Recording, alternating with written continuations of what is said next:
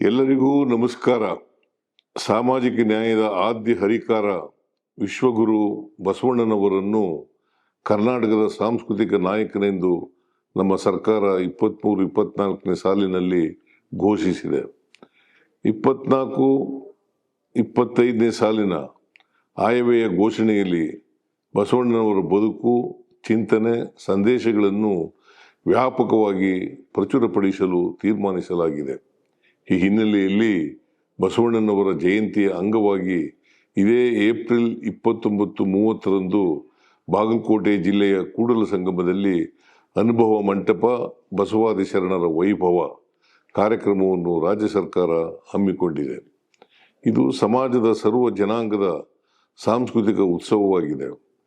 ಈ ಉತ್ಸವದ 2 ದಿನ ವಿಚಾರ ಸಂಕಿರಣ, ಸಂವಾದ, ವಚನ ಗಾಯನ, ನೃತ್ಯ ರೂಪಕ, ನಾಟಕ ಮುಂತಾದ ವೈವಿಧ್ಯಮಯ ಸಾಂಸ್ಕೃತಿಕ ಕಾರ್ಯಕ್ರಮಗಳನ್ನು ಏರ್ಪಡಿಸಲಾಗುತ್ತಿದೆ. ಬಸವಾದಿ ಶರಣರು ಕಟ್ಟಿ ಬಯಸಿದ ಸಮಾಜ ನಿರ್ಮಾಣ ಹಾಗೂ ಸರ್ವ ಜನಾಂಗದ ಕಲ್ಯಾಣ, ಕಾಯಕ ನಿಷ್ಠೆ ಮತ್ತು ದುಡಿಮೆಯ ಫಲ ಸರ್ವರಿಗೂ ಸಮನಾಗಿ ವಿತರಣೆಯಾಗಬೇಕು ಎಂಬುದು ನಮ್ಮ ಸರ್ಕಾರದ ಆಶಯವೂ ಆಗಿದೆ. ಈ ಐತಿಹಾಸಿಕ ಸಾಂಸ್ಕೃತಿಕ ಉತ್ಸವಕ್ಕೆ ನಾಡಿನ ಸಮಸ್ತ ಜನತೆಯನ್ನು ಸರ್ಕಾರದ ಪರವಾಗಿ ಆತ್ಮೀಯವಾಗಿ ಆಹ್ವಾನಿಸುತ್ತೇನೆ.